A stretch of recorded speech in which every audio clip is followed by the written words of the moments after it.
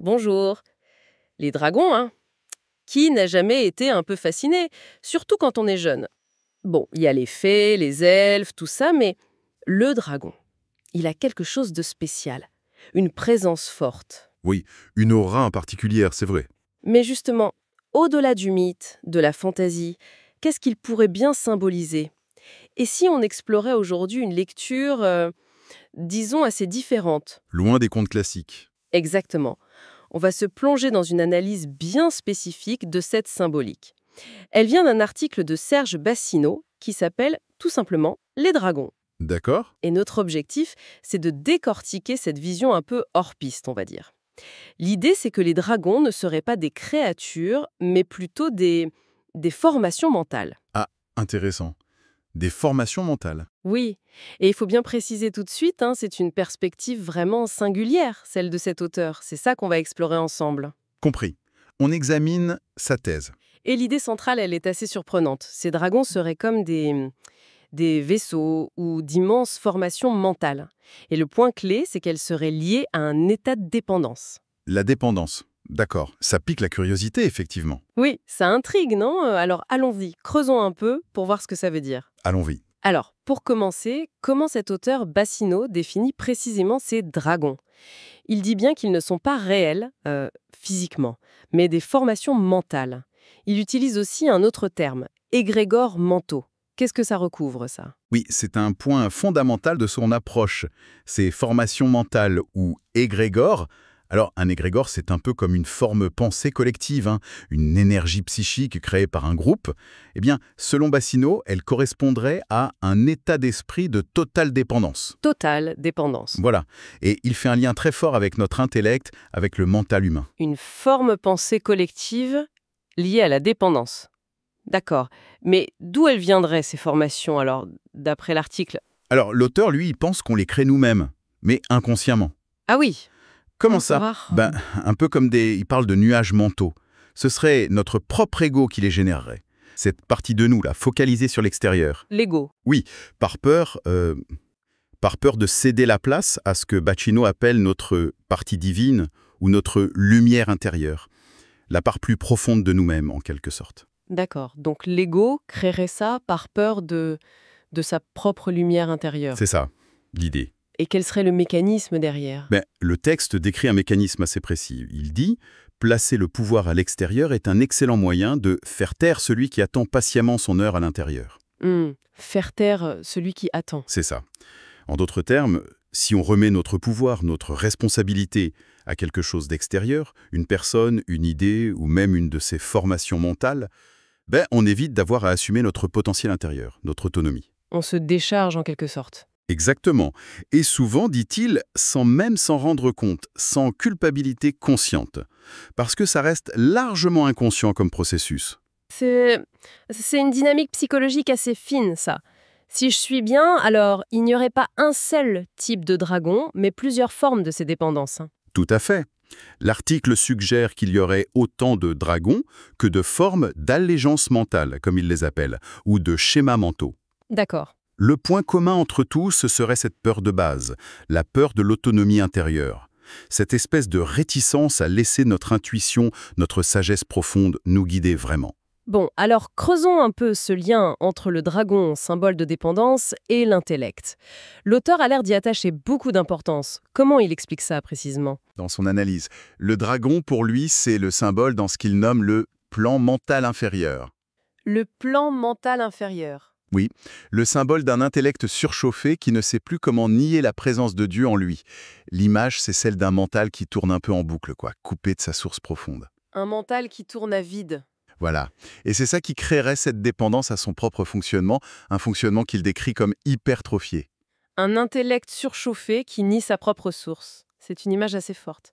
Est-ce qu'il s'appuie sur des références particulières pour étayer cette vision très symbolique des Oui, textes? oui, tout à fait. Il fait des parallèles assez audacieux, il faut le dire, avec l'Apocalypse de Saint Jean. Mais attention, en proposant une lecture symbolique très personnelle. Ah, l'Apocalypse. Par exemple? Par exemple, il prend le chapitre 13. C'est là où il est écrit que le dragon donne naissance à la bête. Oui, je vois. Et comment il interprète ça, lui? Alors, dans sa lecture, le dragon, qui représente donc cet intellect hypertrophié, craintif, ce dragon engendre la bête. Et la bête, elle, symboliserait l'ego humain compulsif, presque animal, coupé de sa dimension spirituelle. L'ego compulsif. Oui, une sorte de... Il parle de monstruosité humaine, qui naîtrait de cette peur de l'intellect, de sa peur de lâcher prise. Mais bon, encore une fois, c'est vraiment son interprétation symbolique, propre à cet auteur. D'accord, d'accord. L'intellect coupé de sa source qui engendrerait l'ego compulsif. C'est une perspective pour le moins originale sur ce texte biblique. Est-ce qu'il donne d'autres exemples tirés de l'Apocalypse? Oui, il mentionne aussi le chapitre 12. Il y a cette image célèbre de la femme revêtue de soleil. On l'interprète souvent comme un symbole de l'âme ou de l'Église. Oui. Eh bien, selon l'analyse de Battineau, cette femme représente notre âme, notre sensibilité, notre intuition. Et le danger que le dragon fait peser sur elle, c'est qu'elle risque d'être bouffée, absorbée par cet intellect orgueilleux. Bouffé par l'intellect. Oui, cet intellect qui croit tout savoir, qui refuse de s'ouvrir à une autre forme de connaissance, plus intuitive, plus profonde. L'intuition dévorée par l'intellect. C'est assez saisissant comme image. Et il va jusqu'à relier ça à l'image populaire du dragon avec ses flammes, etc. Absolument. Et c'est là que ça devient vraiment intéressant, je trouve. Il réinterprète toute l'iconographie classique du dragon.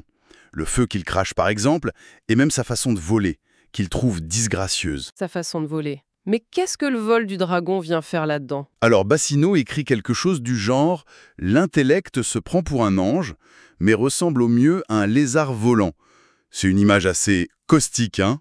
Ah oui, quand même! Pour dire que l'intellect seul, même s'il est brillant, il reste terrestre, limité, comparé à la sagesse de l'âme. Et pour le feu, il suggère que les enseignements qui viennent de cet intellect coupé de l'intuition, ils n'éclairent pas vraiment. Ils sont brûlants. Brûlant. Oui, il dit qu'ils crachent des flammes qui brûlent ceux-là même qui ont eu l'imprudence de leur prêter oreille et attention. En gros, un savoir qui blesse au lieu d'aider. L'enseignement purement intellectuel comme une brûlure. Waouh! C'est une métaphore assez puissante. Des dangers d'un savoir désincarné en quelque sorte, si on suit cette logique. C'est exactement ça. La perspective développée ici, elle met vraiment en garde contre une hypertrophie de l'intellect qui serait déconnectée de la sensibilité, de l'intuition, de ce que l'auteur appelle l'âme ou la lumière intérieure. D'accord. Attention, l'idée n'est pas de rejeter l'intelligence, bien sûr, mais plutôt de pointer le risque de son isolement et de sa potentielle tyrannie sur le reste de notre être. Je vois.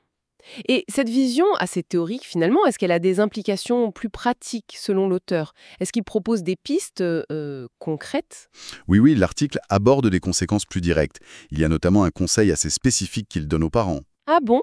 Oui, aux parents dont les enfants, surtout dans la tranche 17-24 ans, précise-t-il, montreraient une fascination un peu marquée pour les dragons. Un conseil aux parents. Intéressant. Et c'est quoi, ce conseil? Le texte suggère quelque chose comme « Apprenez au plus tôt à votre gosse à s'émanciper de vous et des autres pour ne compter que sur lui-même ». L'émancipation, l'autonomie. Voilà. L'idée sous-jacente, toujours dans la logique de l'auteur, c'est que cette fascination pour les dragons pourrait signaler une tendance de l'âme à se soumettre à cet égrégore mental très ancien, à cette forme pensée de dépendance dont on parlait. Ah, d'accord. Donc encourager l'autonomie, ça serait une façon de contrer cette potentielle soumission et la peur de s'assumer vraiment, comme il dit. Encourager l'autonomie pour contrer une dépendance symbolisée par le dragon. C'est une application assez directe de son OD. Est-ce qu'il étend ce concept de dragon mental à d'autres domaines de la vie? Oui, tout à fait. Il applique cette grille de lecture à des phénomènes plus contemporains. Et l'exemple le plus frappant, peut-être qu'il cite, c'est celui de l'acte de voter. Voter pour un dirigeant politique. Voter. Il y voit une forme de dépendance. C'est un parallèle assez fort, ça. Comment il argumente ça? Alors là, il est vraiment essentiel de rappeler qu'on rapporte l'analyse de l'auteur, on ne prend pas position. Bien sûr, c'est son analyse. Voilà. Son argument, c'est que voter peut être, pour certains, une manière de déléguer la responsabilité de leur propre avenir à une figure extérieure, un dirigeant, un parti. Une délégation de responsabilité, c'est ça. Et cette figure élue deviendrait alors, selon lui, une sorte de bouc émissaire potentiel si les choses tournent mal. Le coupable unique pour le manque de maturité de tous, écrit-il.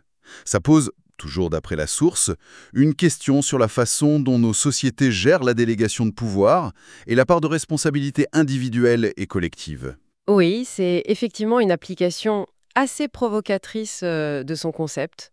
Qu'on soit d'accord ou non, ça invite quand même à questionner nos propres tendances peut-être, à remettre notre pouvoir ou notre responsabilité à des instances extérieures, que ce soit en politique ou ailleurs. Exactement. Même si l'analyse est très spécifique à cette source, elle touche à des thèmes plus universels finalement, hein.